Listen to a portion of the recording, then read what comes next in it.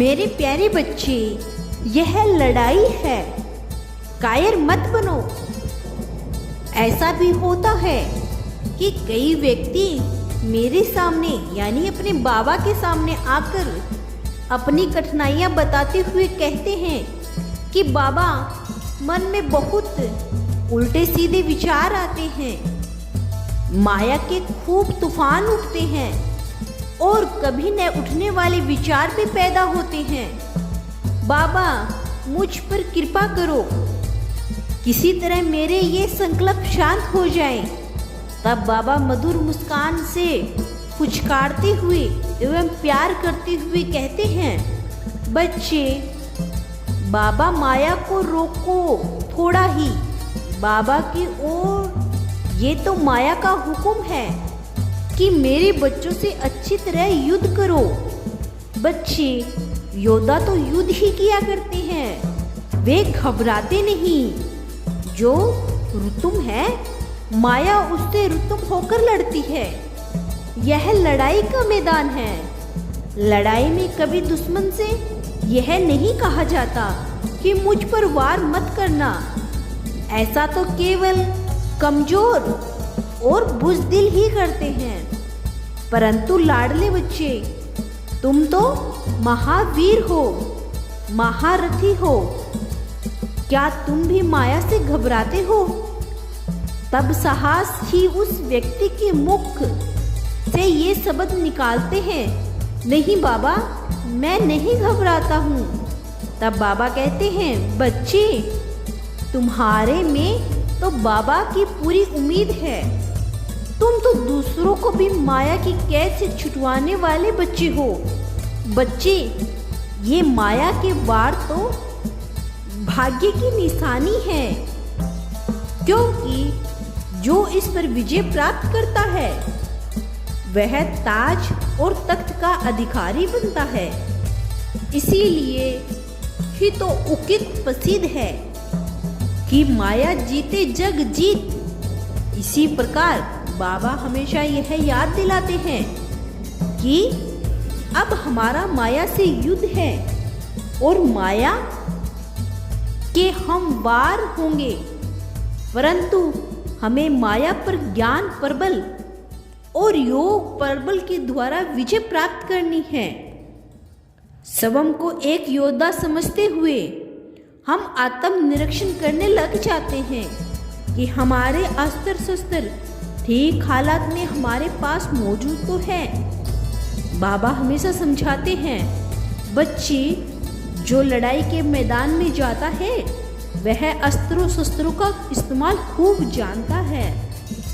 तुम भी तो योद्धा हो, परंतु तुम्हारे अस्त्र शस्त्र संसार की समस्त सेनाओं के शस्त्रों से विचित्र है।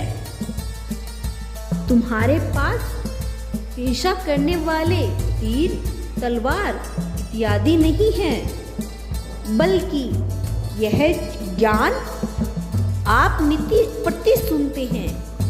इसका हर पॉइंट अचूक बाण है, जो कि आपकी बुद्धि रूपी तर्कस में इकट्ठे हुए रहते हैं। उन्हीं से ही आप माया को मार सकते हैं।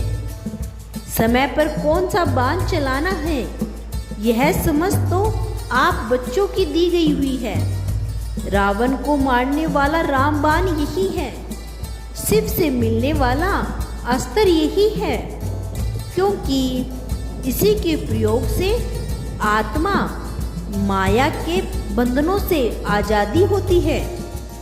यही स्वदर्शन चक्र भी है, जिससे कि आसुरी संस्कारों का गला कट जाता है। अतः मेरे बच्चे, आपकी बुद्धि में यह सर्वदर्शन चक्र सदैव चलता ही रहना चाहिए, ताकि मन में घुसे हुए दुश्मन नष्ट होते रहें। यह ज्ञान ही गंगा है, जिसके द्वारा आप माया को मार गिराते हैं। मेरे प्यारे बच्चे, बाबा तुमसे पूछना चाहते हैं, लड़ाई के मैदान में दुश्मनों के वारों से अपनी रक्षा करने के लिए कवच प्रयोग करने का प्राचीन विधान है। बोलो तुम्हारा कवच कौन सा है? सब लोग सोचने लगते हैं कि शायद कवच अभी हमें मिला ही नहीं है, परंतु सब ठग रह जाते हैं जब बाबा उनसे कहते हैं कि बच्चे, आपको तो एक बहुत ही उत्तम कवच मिला हुआ है। इस प्रकार सबको उत्सुक करके बाबा कहते हैं, बच्चे, योग ही आपका उत्तम कवच है, जिसको अभी पहनने रहना होगा, अर्थात जिसका मन ईश्वरीय स्मृति में लवलीन होगा, उस माया का कोई भी वार नहीं कर सकता। बाबा कहते हैं, सृष्टि लीला के रहस्य को जिसने बुद्धि में अच्छी तरह से धारण किया है, मानो कि वह ढाल से सुसज्जित है। बाबा का यही भाव होता है कि हम कभी यह नहीं भूलना चाहिए कि संसार में जो कुछ हो रहा है वह हमारे कर्मों के अनुरूप ही हमारे सामने आ रहा है। अतः इसमें घबराने, चिंतित होने अथवा दुखित अनुभव करने का कोई भी कारण नहीं है। मेरे प्यारे बच्चे, अगर तुमको मेरी वीडियो पसंद आई है और कल भी तुम मेरा संदेश सुनना चाहते हो तो चैनल को सब्सक्राइब करके कमेंट बॉक्स में हर हर महादेव लिख दीजिए। ओम नमः शिवाय।